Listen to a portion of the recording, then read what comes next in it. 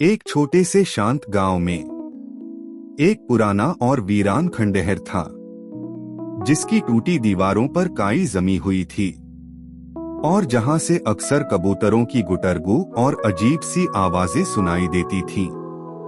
गांव के लोग उस जगह को अशुभ मानते थे और बच्चे तो उस रास्ते से गुजरने से भी डरते थे।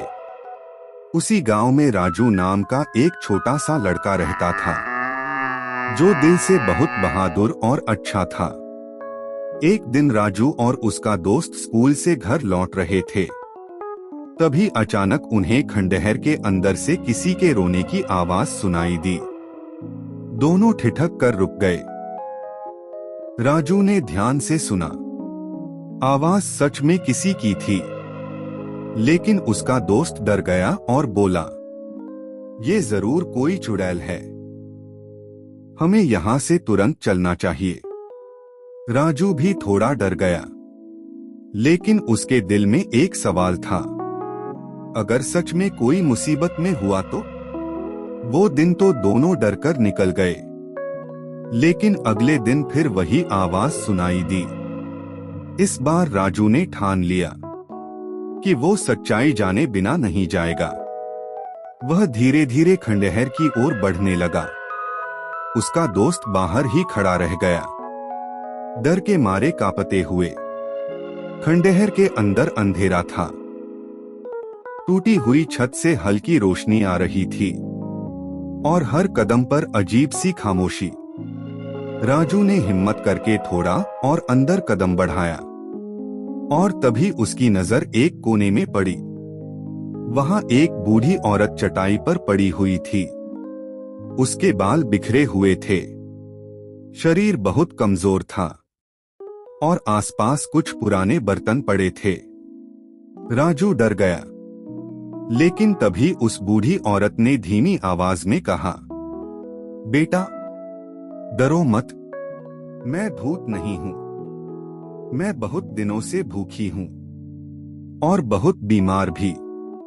उसकी आवाज में दर्द था और आंखों में मदद की गुहार। यह सुनकर राजू का सारा डर खत्म हो गया। अब उसे सिर्फ उस औरत की हालत नजर आ रही थी। वह तुरंत भागते हुए अपने घर पहुंचा और अपनी मां को सब कुछ बताया। राजू की मां बहुत ही दयालु और समझदार थी।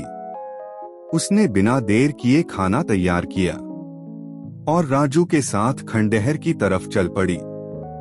वहां पहुंचकर उसने बूढ़ी औरत को सहारा दिया, उसे प्यार से खाना खिलाया और पानी पिलाया। बूढ़ी औरत की आंखों में आंसू आ गए। शायद बहुत समय बाद किसी ने उसे इतना अपनापन दिया था। फिर राजू और उसकी मां ने मिलकर उसे सहारा देकर खड़ा किया और धीरे धीरे अपने घर की तरफ ले जाने लगे। गांव के रास्ते पर चलते हुए वो बूढ़ी औरत उनके कंधों का सहारा लेकर चल रही थी। घर पहुंचकर राजू की मां ने उसे साफ सुथरे कपड़े पहनाए, उसके बाल संवारे और उसे आराम से बैठने के लिए जगह दी।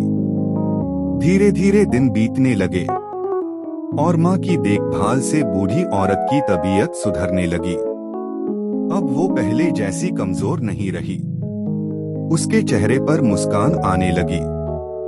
रात को वो राजू के पास बैठती और उसे प्यारी प्यारी कहानियां सुनाती।